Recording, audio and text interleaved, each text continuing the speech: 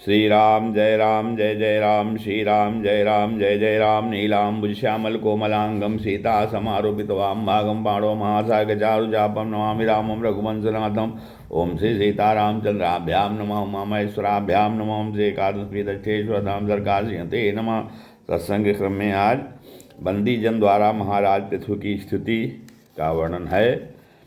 श्रीमद् भागवत पुराण की चतुर्दश स्कंद की 16वें अध्याय कथा है। बंदी जन महाराज पृथु की कैसी स्तुति कर रहे हैं। मैत्रेय जी कहते हैं, इति ब्रुवाणम नृपतिम गायका मुनिचोदिता तुष्टुष्टुष्ट मनसस्तद्वागत मृत सेवया। मैत्रेय जी कहते हैं, महाराज पृथु ने जब कहा कि हम ऐसे ऐसे जो है कि अभी हम अपने शेष कर्मों के द्वारा लोक में बहुत अप्रसिद्ध ही हैं और हमने अब तक कोई ऐसा काम नहीं किया है जिसको प्रशंसा की जा सके, तब तुम लोगों से बच्चों के समान अपनी कीर्ति का किस प्रकार गान करावें। तो जब उन्होंने इस प्रकार कहा तब उनके वचनामृत का स्वादन करके सूत आदि गायक लोग बड़े प्रसन्न हुए।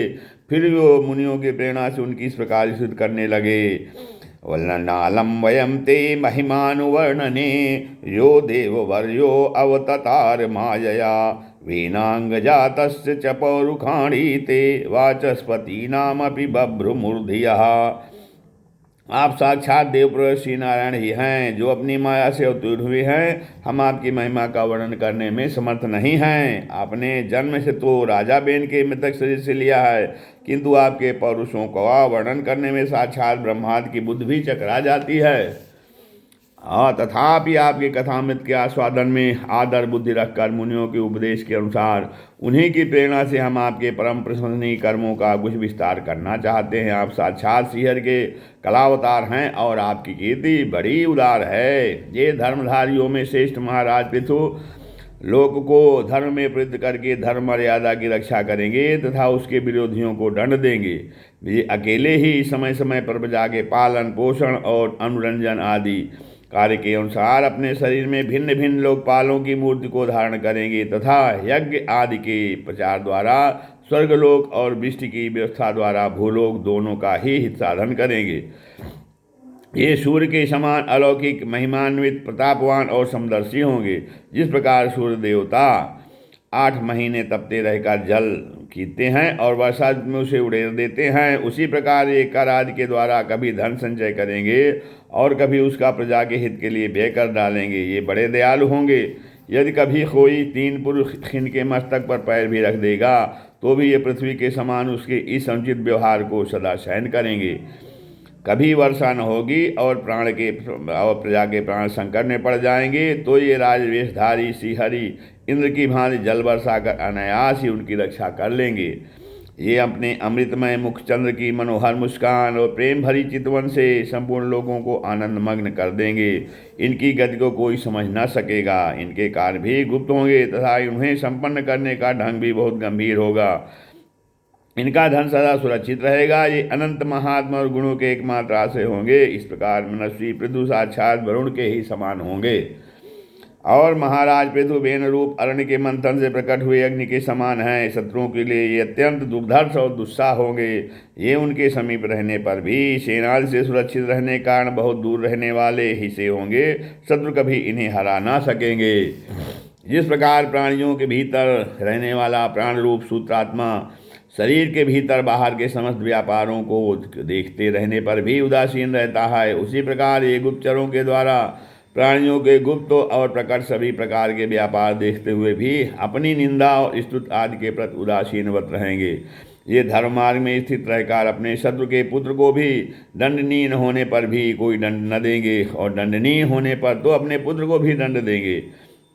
भगवान सूर्य मानसोत्तर पर्वत तक जितने प्रदेश को अपनी किरणों से प्रकाशित करते हैं उस संपूर्ण क्षेत्र में इनका निष्कंटक राज्य रहेगा। ये अपने कार्यों से सब लोगों को सुख पहुँचावेंगे, उनका रंजन करेंगे। इससे उन मनोरंजनात्मक व्यापारों का प्रजा इन्हें राजा कहेगी।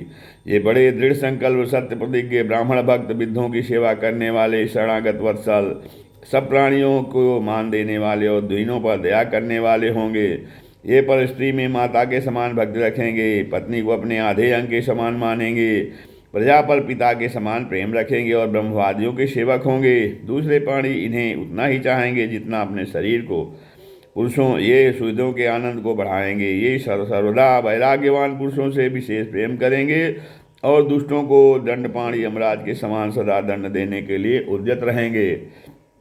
तीनों गुणों के अधिष्ठाता और निर्विकार साक्षात श्री नारायण ने ही इनके रूप में अपने अंश से अवतार लिया है, जिनमें पंडित लोग अविद्यावश प्रतीत होने वाले इस नानात्व को मिथ्या ही समझते हैं। ये अद्वितीय वीर और एक छत्र सम्राट होकर अकेले ही उदयाचल पर्यंत समस्त भूमंडल की रक्षा करेंगे तथा अपने जयशील रथ पर चढ़कर धनुष हाथ में लिए सूर्य के समान सर्वत्र प्रदक्षिणा करेंगे।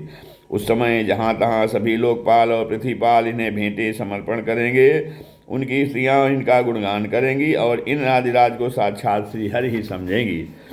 ये प्रजापालक राजाधिराज होकर प्रजा के जीवन निर्वाह के लिए गोरूप धारिणी पृथ्वी का दोहन करेंगे और इंद्र के समान अपने धनुष के कोनों से बातों की बात में पर्वतों को तोड़ फोड़ कर पृथ्वी को समतल कर देंगे। रणभूमि में कोई भी इनका वेग नहीं सह सकेगा।